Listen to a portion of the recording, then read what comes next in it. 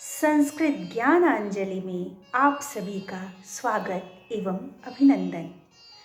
आज हम महाकवि भारवी विरचित किरातार्जुनीयम के प्रथम सर्ग के सारांश को सुनेंगे।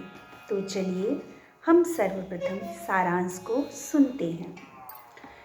किरातार्जुनीयम महाकाव्य के प्रथम सर्ग की कथावस्तु दो भागों में विभक्त है। उसका पहला भाग युधिष्ठिर और वनेचर के मध्य संवाद तथा दूसरा भाग युधिष्ठिर और द्रौपदी के मध्य संवाद। प्रथम सर्ग के पूर्वार्ध की कथा यहाँ प्रस्तुत है। युधिष्ठिर कौरवों से द्वीत क्रीड़ा में पराजित होने के पश्चात की गई प्रतिज्ञा अनुसार अपने भाइयों तथा द्रौपदी के साथ 12 वर्ष पर्यंत वन में निवास करने के लिए चले जाते हैं। हस्तिनापुर पर दुर्योधन का आधिपत्य हो जाता है। कुछ दिनों पश्चात दुर्योधन की शासन पद्धति के परिज्ञान के लिए अपने विश्वस्त अनुचर वनेचर को ब्रह्मचारी के वेश में दुर्योधन के राज्य के विषय में जानने हेतु प्रेषित करते हैं। दुर्योधन के समस्त प्रशासनिक वृत्तांत को जानने के पश्चात वनेचर द्वैतवन में युधिष्ठिर के पास लौटकर आता है। विनम्र भाव से प्रणाम करने के पश्चात युधिष्ठिर की आज्ञा प्राप्त करके वह वर्णन प्रारंभ करता है। वनेचर युधिष्ठिर से कहता है कि हे राजन, शत्रु के समाचार को जानने हेतु विजित्न गुप्तचरों को नियुक्त किया जाता है। उनका कर्तव्य है कि वे प्रत्येक बात से स्वामी को अवगत कराएं, चाहे वह प्रिय हो अथवा अप्रिय, क्योंकि सत्यवादी कटु होते हुए भी हितकारिणी होती है।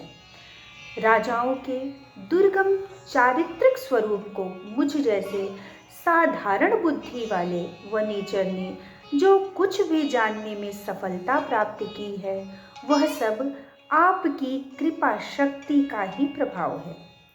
दुर्योधन यद्यपि सिंहासन पर बैठा हुआ है, फिर भी उसके मन में आपसे पराजित होने का डर सदैव बना रहता है।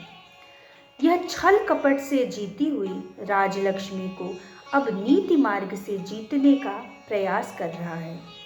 दुर्योधन दिन और रात्रि के समय को व्यवस्थित रूप से विभाजित कर अपने पौरुष की वृद्धि कर रहा है। वह प्रशासन का विस्तार नीति कुशलता से करते हुए सेवकों को मित्र, मित्र को भाई एवं भाई को स्वामी के समान आदर एवं सम्मान देता है। वह राजनीति के समस्त अड्डों को अतीव व्यवस्थित करके राज्य की समृद्धि में लगा हुआ है। अधीनस्थ राजागण उसे प्रोत्साहित करते हुए धन एवं गजादि भेंट करते हैं। उसने कृषकों के लिए सुंदर सिंचाई की व्यवस्था कर उन्हें दैवाधीन वर्षा पर निर्भर नहीं रहने दिया है। दुर्योधन के सैनिक अपने प्राणों की चिंता न करते हुए उसका हित साधन करते हैं। दुर्योधन की गुप्तचर व्यवस्था भी अतीव कुशल है, जो राज्य के समस्त वृत्तांत राजा तक पहुंचाते रहते हैं। उसकी संकल्प की संपन्नता को संपादित कार्यों से अच्छी तरह जाना जा सकता है। इसके लिए उसे शस्त्र का सहारा नहीं लेना पड़ता। अर्जुन के पराक्रम का स्मरण हो, वह अतीत व्यथा से भर उठता है। अतः आप शत्रु का प्रतिकार करने के लिए शीघ्र ही तैयार हो जाइए, यही उचित समय है। प्रथम सर्ग के उत्तरार्ध की कथावस्तु इस प्रकार है। प्रथम सर्ग के उत्तरार्ध की कथा वनेचर संपूर्ण वृत्तांत बताकर चला जाता है। युधिष्ठिर द्रौपदी के भवन में जाकर अपने अनुजों के समक्ष वनेचर द्वारा बनाए गए संपूर्ण वृत्तांत को कहने लगे।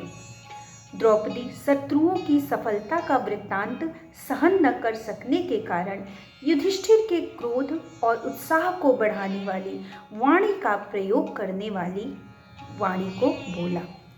द्रौपदी ने युधिष्ठिर से स्पष्ट कहा कि आप जैसे महापुरुषों के लिए मुझ जैसी स्त्री का उद्बोधन यद्यपि अपमान स्वरूप है, फिर भी मैं अपनी मनोव्यथा से इतनी पीड़ित हूँ कि वे मुझे कुछ कहने के लिए विवश कर रही हैं। आपने कुल परंपरा से प्राप्त गौरवमयी राजलक्ष्मी को द्यूत क्रीड़ा में हराकर शत्रुओं को सौंप दिया। आपका व्यवहार उसी प्रकार से है जैसे मदोन्मत्त गजराज पहनाई गई माला को स्वीकार नहीं करता अपितु उसे फेंक देता है। जो शांत प्रकृति का व्यक्ति है उससे न शत्रु डरते हैं और न तो मित्र ही उसका समादर करते हैं। आप शूरवीरों द्वारा निंदित मार्ग का आचरण किया जा रहा है। ऐसा करते हुए प्रज्वलित क्रोध आपको उसी प्रकार क्यों नहीं जलाता है जैसे ऊपर को उठती हुई ज्वालाओं से अग्नि शमी वृक्ष को जलाती है। आप अपने अनुजों के कष्टपूर्ण जीवन और दुर्गति को देखकर क्रोधित क्यों नहीं होते हैं? पहले जो भीम सर्वत्र रथ से ही संचरणशील हुआ करते थे, वे ही भीमसेन आज धूल धूसरित पैदल ही पर्वतों के मध्य घूम रहे हैं। यह देखकर आपका सत्यवादी मन आपको संतप्त क्यों नहीं करता है? इसी प्रकार जिस अर्जुन ने इंद्र के वैभव के समान धन धान्य से पूर्ण उत्तर कुरु नामक देश को जीतकर अत्यधिक मात्रा में स्वर्ण एवं रजत धन संपत्ति आपको दिया था, वही इस समय आपके लिए वल्कल वस्त्रों को लाता हुआ और स्वयं वल्कल वस्त्र पहनता हुआ आपके क्रोध का कारण क्यों नहीं बनता? इसी प्रकार आपके दो अनुज नकुल और सहदेव वन भूमि रूपी सैया पर शयन करने के कारण कठोर शरीर वाले पर्वत में उत्पन्न युग्म गजों की तरह इधर उधर विचरण करते हैं। इन्हें देखकर आपके धैर्य और संयम का बांध क्यों नहीं टूट रहा है? मैं आपकी बुद्धि को नहीं समझ पा रही हूँ, क्योंकि लोगों की मनोवृत्तियाँ विचित्र प्रकार की होती हैं, किंतु मुझे तो यह उपर्युक्त प्रसंग मन को व्यथित करके बलपूर्वक भग्न कर रहा है। पहले आप बहुमूल्य सैया पर शयन करते थे और प्रातः बेला में मांगलिक गीतों से आपको जगाया जाता था, किंतु आज ब्राह्मणों और मृगों द्वारा तोड़े गए कुशों से बहुत पृथ्वी पर आप शयन करते हैं। अमांगलिक श्रृंगारियों की ध्वनि से आपकी निद्रा टूटती है। आप पाकशाला में पूजनीय ब्राह्मणों से अवशिष्ट भोजन करके तेजस्वी आभायुक्त व्यक्तित्व वाले थे, किंतु आज वन्य फल खाकर आपके यश के साथ ही शरीर भी दुर्बल हो रहा है। पहले आपके चरण राजाओं से वंदित मणिमय पाद पीठ पर रखे जाते थे, किंतु आज से ही चरण मृग और ब्राह्मणों द्वारा काटे गए अग्रभाग वाले कुशों की नोकों से क्षत विक्षत हो रहे हैं। अतः आप शांति का परित्याग करके तेजस्विता को धारण करें और शत्रुओं से अपने अपमान का बदला लें। यदि आपको ऐसा नहीं करना है तो राज चिन्हों का परित्याग कर वन में तपस्या करें। विजय की कामना करने वाले क्षत्रिय जन शत्रुओं के कपट को संधि भग्न करके अपने खोए हुए साम्राज्य को प्राप्त करते हैं। अंधकार के सदृश शत्रुओं को भगाकर भाग्योदय के आरंभ में अभ्युदय को प्राप्त होते हुए आपको राजलक्ष्मी पुनः प्राप्त हो, यही मेरी मंशा है।